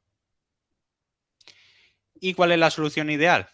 O bueno, ¿cuál es no la ideal, sino la recomendable para estos casos que no vayamos de un extremo a otro?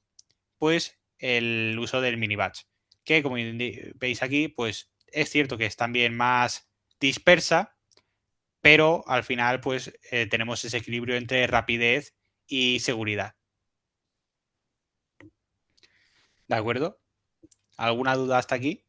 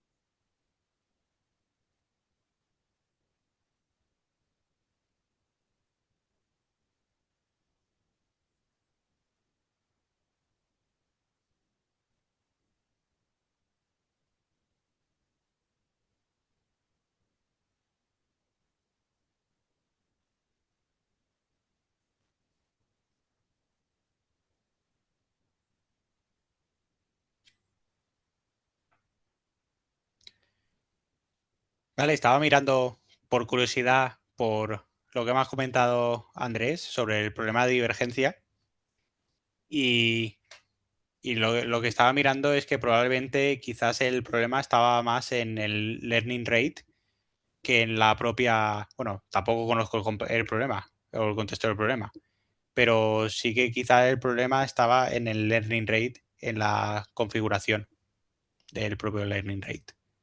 ¿Vale? De por sí no tiene que dar divergencias el utilizar el batch o la estructura tipo batch.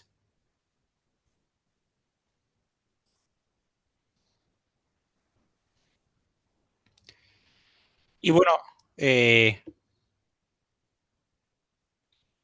bueno, como te comentaba, probablemente será más por la tipología del problema, pero en principio no es algo, no es una regla, digamos, escrita de que haya problemas de divergencia cuando se acerca al punto mínimo. Vale, en principio, ya digo, no debería, pero claro, cada problema es un mundo. Aquí, bueno, os dejo dos enlaces por si queréis ver cómo es el descenso de una manera interactiva, ¿vale? Por si tenéis curiosidad. Y bueno, que también lo vamos a ver en la actividad guiada número 2. Y aquí, pues, más bibliografía que os puede resultar útil para todo el tema referente al descenso.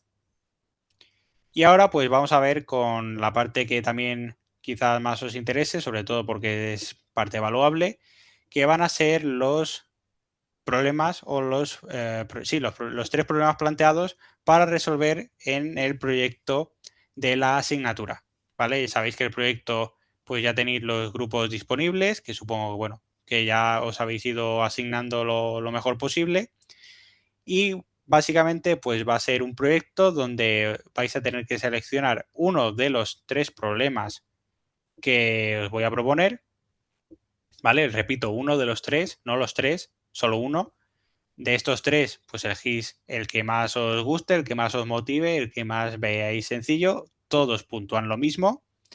Y pues a continuación os voy a detallar cuál va a ser el problema y después os voy a indicar cuál es la forma de entrega y qué es lo que hay que entregar. ¿Vale? Entonces, bueno, ¿cuál es el primer problema? Pues el primer problema es lo que hemos definido como la organización de sesiones de doblaje. ¿Vale? Entonces, bueno, os leo el problema. Se precisa coordinar el doblaje de una película. Los actores de doblaje deben coincidir, evidentemente, con las tomas en las que sus personajes aparecen juntos en las diferentes tomas, ¿vale? Pues si un actor debe doblar a un determinado personaje, pues evidentemente el actor tiene que estar para doblar ese personaje. Los actores de doblaje, y esta es la particularidad de este problema, cobran todos la misma cantidad por cada día que deben desplazarse hasta el estudio de grabación, independientemente del número de tomas que se graben. ¿Qué indica esto? Pues que nosotros no pagamos por horas, sino pagamos por dietas de desplazamiento. Es decir, a nosotros nos cuesta lo mismo que en un día grabe una toma que grabe 6, ¿vale? Porque a nosotros lo que queremos es costear el desplazamiento. No es posible grabar más de 6 tomas al día, ¿vale? Tenemos ahí también una limitación. Y el objetivo es planificar las sesiones por día de manera que el gasto por los servicios de los actores de doblaje sea el menor posible, ¿vale? Los datos son los que tenéis aquí, número de actores son 10, número de tomas son 30, aquí tenéis el dataset, indica que si el actor participa en la toma, en este caso sería un 1, 0 en caso contrario. ¿De acuerdo? ¿Se entiende este problema?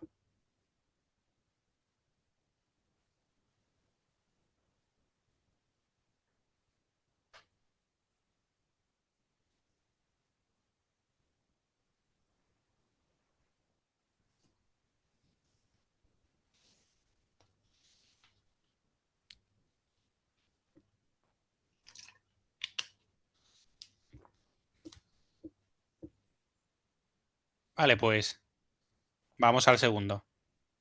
Vale, está dedicado a los más futboleros, sobre todo ahora que se acerca el Mundial.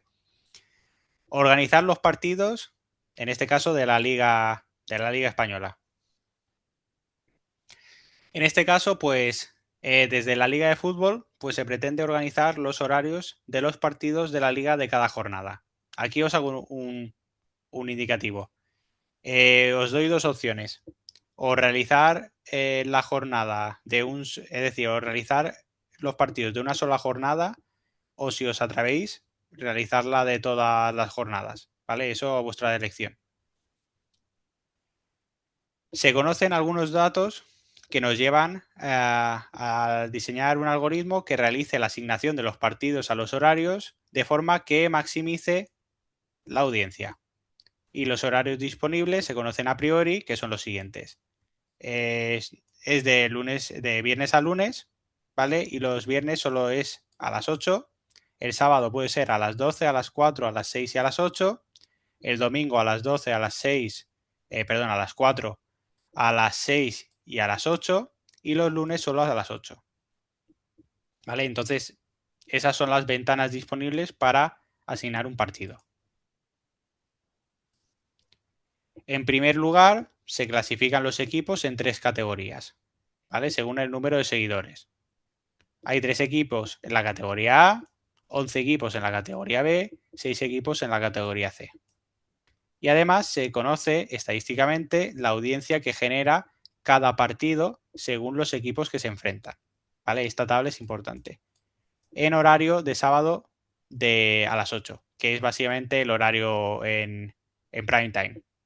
¿Vale? Entonces aquí básicamente lo que indica es, si se enfrenta un categoría A contra un categoría A, son 2 millones.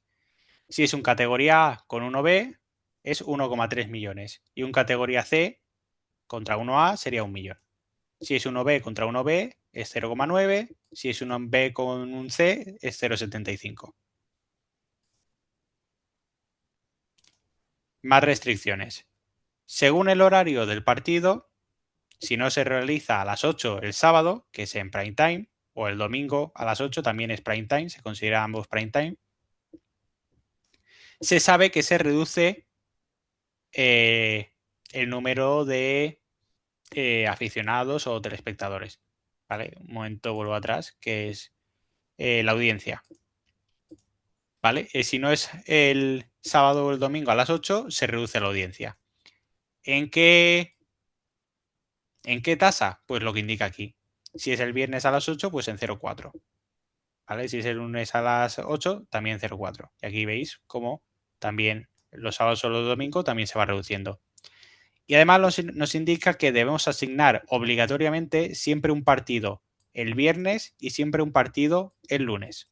¿Vale? Estos dos huecos siempre se deben rellenar. Son obligatorios. Y además nos indica que es posible que coincidan partidos. ¿Vale? Es posible. Pero si coinciden, la audiencia se ve afectada. ¿Vale? Según esta tabla. Si no coincide ningún partido, pues evidentemente no hay penalización. Si coinciden dos partidos en la misma franja, ya es un 25%.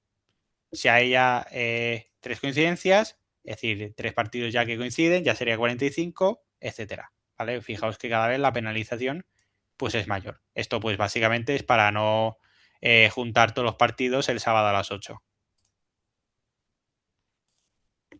Y aquí, bueno, pues os doy un ejemplo de cómo se calcularía la audiencia de una jornada. ¿Vale? Por ejemplo, tenemos un primer partido, Celta-Real Madrid, en este caso sería categoría B contra A, y como base sería 1,3 millones de espectadores. Si vamos hacia atrás, fijaos, es A versus B, por lo tanto estamos en 1,3.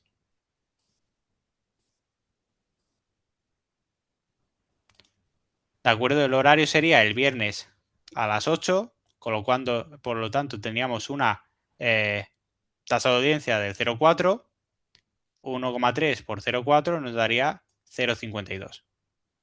¿Vale? Entonces, en este caso, podemos calcular que la corrección de audiencia sería de 0,52. Por ejemplo, vamos a los marcados. El Villarreal-Granada, que sería B y C, y el Alavés-Levante, que sería B y B. En este caso, fijaos, ambos lo hemos asignado el domingo a las 4. Como en este caso es un enfrentamiento de un B contra un C, sería 0,75. En este caso, por ser un domingo a las 4, tendría una ponderación también de 0,75.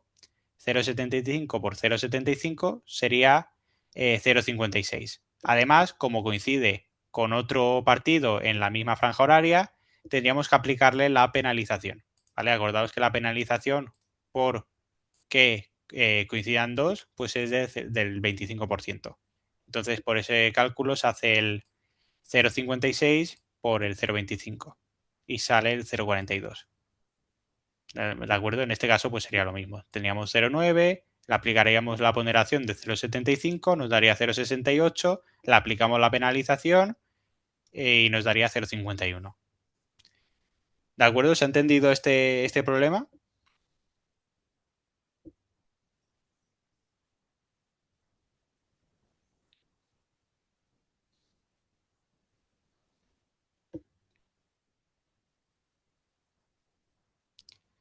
Si coinciden tres partidos en el mismo horario, se aplica la misma ponderación. Esta, sí. La que difiere es la penalización, la que está mostrada en esta tabla. ¿Vale? En este caso, fíjate que ya serían tres equipos, que sería en una penalización del 45%.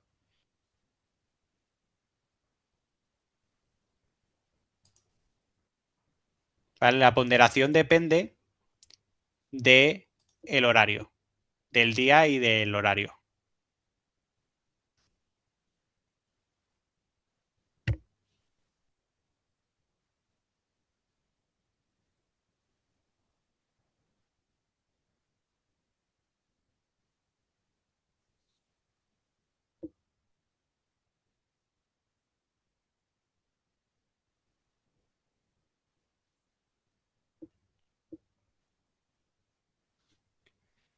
¿De acuerdo? Pues bueno, el tercer problema, que es el aparentemente más sencillo, pero tiene cierto truco, pues es el problema de combinar cifras y operaciones.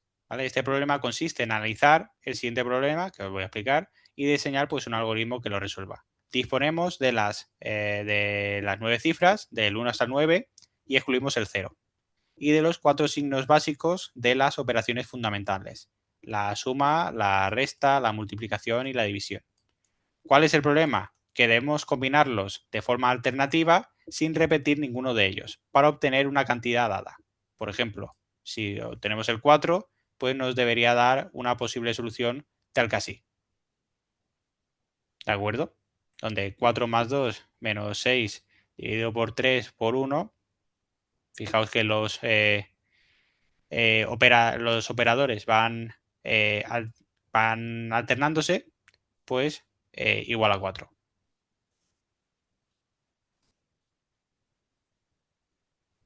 Entonces, debe analizarse el problema para encontrar todos los valores enteros posibles, planteando las siguientes cuestiones: ¿qué valor máximo y mínimo se pueden obtener según las condiciones del problema? Y si es posible encontrar todos los valores enteros posibles entre dicho mínimo y máximo. Y bueno, por si elegís este problema, pues es posible utilizar la función eval en Python para evaluar una expresión, ¿vale? Como indica aquí en pantalla. Simplemente para que también lo tengáis en cuenta, que esto lo podéis utilizar a la hora de resolver o de proponer una solución a este problema, ¿vale? Y simplemente, bueno, considerarla que es de coste constante. ¿De acuerdo? ¿Alguna duda sobre este problema?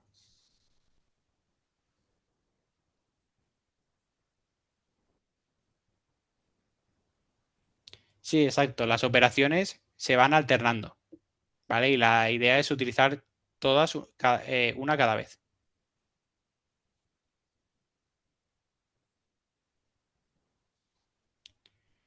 En una expresión solo, dices. No, no, en este caso, fíjate, en este caso solo utilizas el 4, el 2, el 6, el 3 y el 1.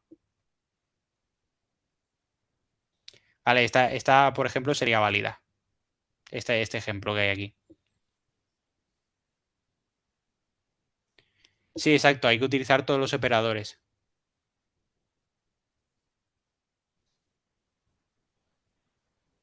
Exacto, hay que utilizar todos los operadores, pero no todos los números. Los números que tienes disponibles son los del 1 al 9.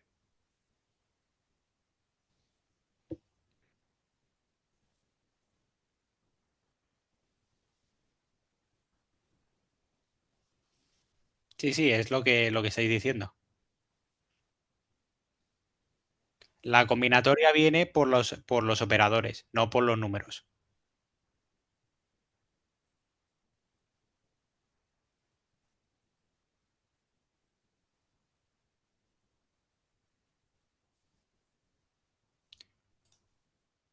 ¿Vale? Entonces, bueno, ¿cómo se entrega?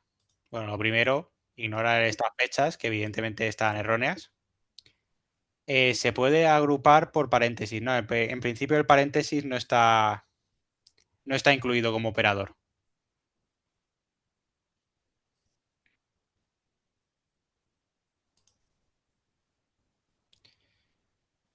Vale, entonces, bueno, pues algunas pinceladas básicas, pues lo importante es resolver el problema y responder a algunas preguntas relacionadas con la complejidad, justificar la estructura de datos elegida y generar y probar con diferentes juegos de datos de entrada, ¿vale? Evidentemente, las fechas aquí estaban incorrectas porque son del 2024 y ahora os voy a indicar las correctas, aunque bueno, también las tenéis disponibles en la guía docente y en el aula. Si no me equivoco, dejad un momento que lo mire. En primera convocatoria es hasta el 31 de julio, en segunda convocatoria es hasta el 16 de octubre, ¿vale? Entonces, bueno, no os fiéis evidentemente de estas fechas. ¿Qué es lo que tenéis que entregar? Pues como en las actividades prácticas, pues vais a generar un notebook. Ese notebook lo almacenáis en vuestro GitHub y el enlace de GitHub lo añadéis a vuestro notebook en formato de URL y después generáis el documento PDF.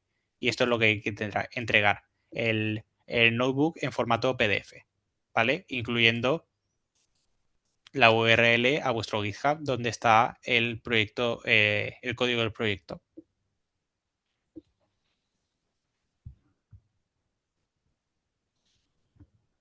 ¿De acuerdo? Esto se ha entendido que sí, exacto.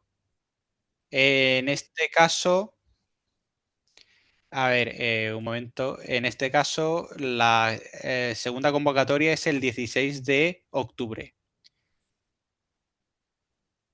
Y el trabajo, creo que en principio, si no estoy muy equivocado, debería de poder entregarlos únicamente uno. Es decir, creo que esa opción os la debería de indicar. Si no, bueno, si os queréis asegurar, pues lo entregáis ambos y ya está.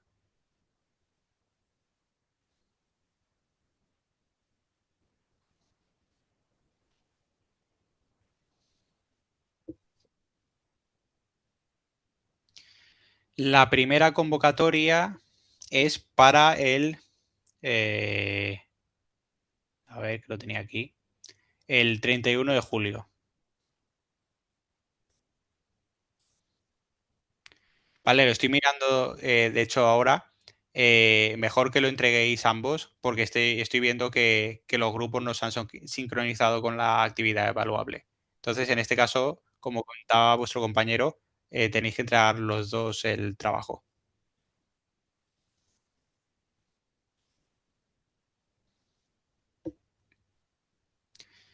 Vale, entonces básicamente eso. Lo que vais a tener que entregar es el notebook en PDF, contestando a lo que os voy a plantear y con el enlace a vuestro GitHub, a la URL de vuestro GitHub. ¿Qué tenéis que responder?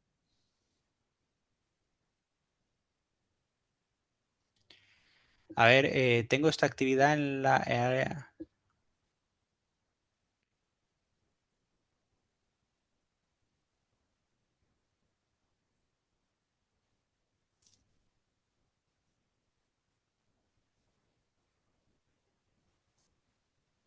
Sí, bueno, es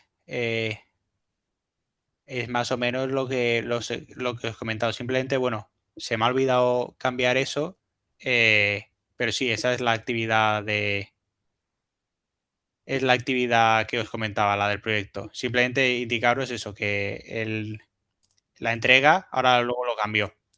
La entrega va a ser el documento en PDF y el notebook, en vez de entregarlo, lo añadís como URL al GitHub. ¿Vale? Ahora luego lo cambio para que no haya confusión.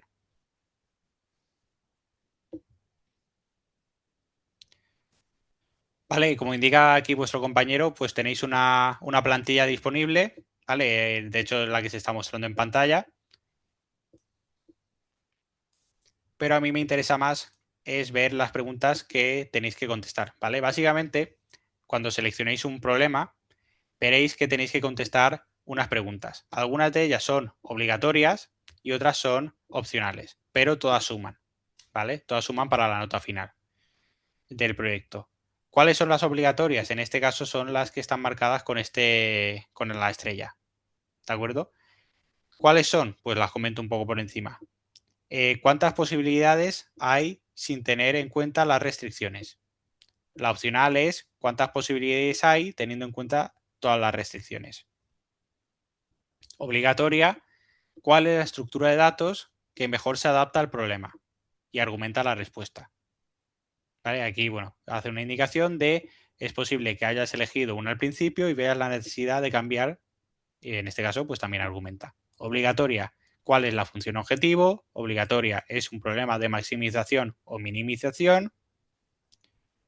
Aquí tenemos alguna opcional. Diseña un algoritmo para resolver el problema por fuerza bruta. Opcional también. Calcula la complejidad del algoritmo por fuerza bruta. obligatoria, diseña un algoritmo que mejore la complejidad del algoritmo por fuerza bruta. Y argumenta por qué crees que mejora el algoritmo por fuerza bruta. Ahí, bueno, lo que os comentaba de la tabla de costes. Obligatoria, calcula la complejidad del algoritmo. Y luego ya tenemos una opcional que es, según el problema y tenga sentido, diseña un juego de datos de entrada aleatorio. Más opcionales, aplica el algoritmo al juego de datos aleatorios generados, enumera las referencias si es que has utilizado alguna. Aquí también entraría el uso de inteligencia artificial si habéis utilizado para resolver alguno de los problemas. Lo tenéis que discutir aquí o representar, mejor dicho, aquí. Y describe brevemente unas líneas de cómo creéis que es posible avanzar en el estudio del problema. Anotaciones adicionales que os indico yo. Primero, tened en cuenta de no confundir combinatoria con complejidad, ¿vale? Porque es un error que se suele dar en estos trabajos. La combinatoria es el número de posibles soluciones y la complejidad es el número de operaciones básicas, que va en función del tamaño del problema, ¿vale? Entonces, tened cuidado con eso y no confundir combinatoria con complejidad.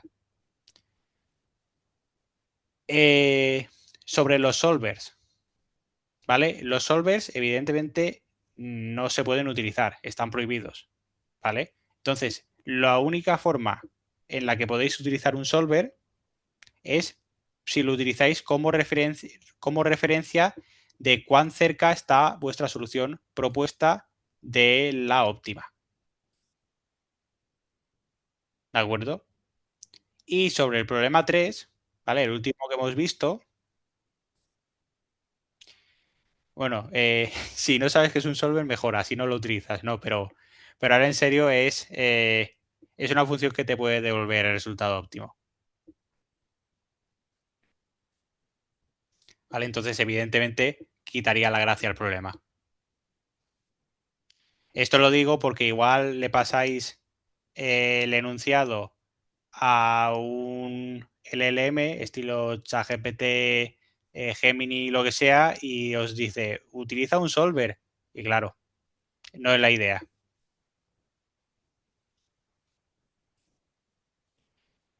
Y luego, otra cosa que os quiero indicar es que para el problema número 3 hay una limitación que es si utilizáis una técnica voraz o una búsqueda local aleatoria, es un 5. ¿Vale? Eso es únicamente en el problema número 3. El problema número 3, tened en cuenta que si lo solucionáis teniendo una técnica voraz o una búsqueda local aleatoria, se considera un 5. Y si utilizáis ramificación y poda, que la hemos visto hoy, tened cuidado con la poda, ¿vale? Porque ya ha habido casos donde la poda tenía un coste bastante mayor que la propia exploración completa. Entonces, bueno, os lo dejo también como anotación. Lo último que os quiero indicar, cómo vamos a puntuar. Si contestáis todas las obligatorias, obtenéis como máximo un 7. Si contestáis todas, el máximo es un 9. Y el punto restante es un punto por presentación, ¿vale? De que utilicéis un lenguaje claro, un código comentado. Si necesitáis ilustraciones, pues que las añadáis. Y estas fechas, como antes, están incorrectas. ¿De acuerdo? ¿Todo bien? ¿Se ha entendido todo?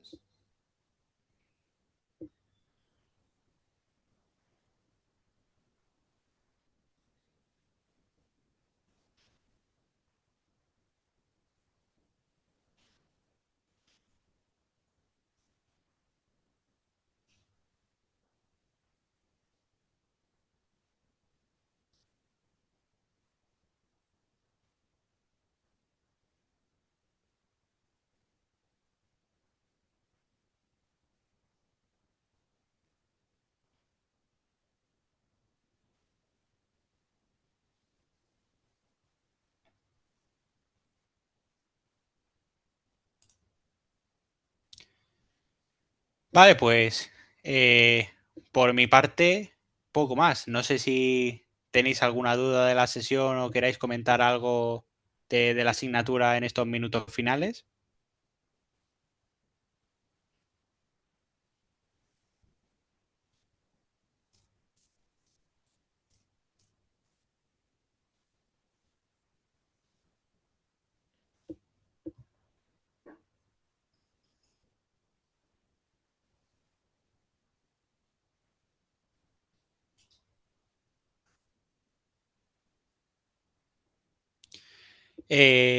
Para resolver la práctica número 2, sí. Para la número 3 todavía no. Todavía no hemos empezado. Pero para la práctica 2 vamos a ver ramificación y poda. Bueno, el problema del cruce del río, que ya lo hemos visto, que eso era programación dinámica. Y vamos a ver también el descenso de gradiente. Entonces, todo lo que va para la 2 lo hemos visto hoy. Y para el trabajo en grupo, pues en principio quizás todavía nos queda ver heurísticas por si os sentís inspirados en utilizar alguna heurística en el problema 1 y el 2. Y también nos queda por ver algoritmos genéticos, que también, bueno, también os podéis sentir inspirados por si queréis utilizarlo. Entonces, bueno, para el trabajo en grupo todavía nos queda un poquito.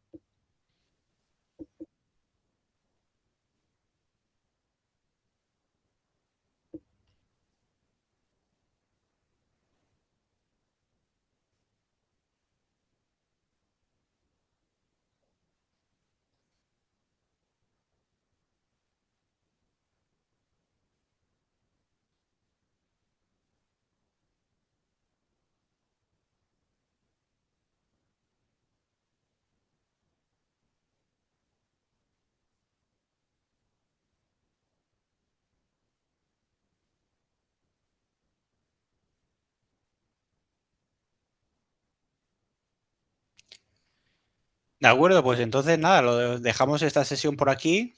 Nos vemos el miércoles que viene con la sesión práctica número 2 y a quien no venga en la sesión del miércoles, pues nos vemos en la del viernes. ¿De acuerdo? Pues nada, buenas noches a vosotros y muchas gracias por vuestra atención.